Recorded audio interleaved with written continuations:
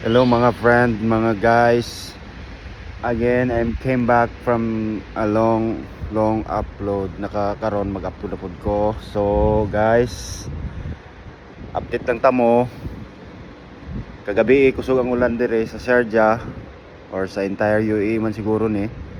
But affected po diri kaayo diri sa amuang lugar sa Qasimiya guys. Kita ninyo guys, pakita lang nako sa inyo ang among situation karon sa tubig unsa na siya kataas. See?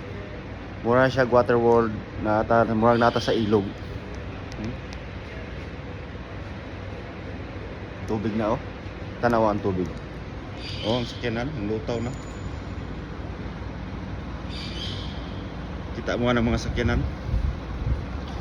Ang mga basurahan nangatumba na. So mas worse pa atong last nga nagbaha din niya. Kini siya medyo dili ra kaayo kay isa ra ni kagabi nga nagulan.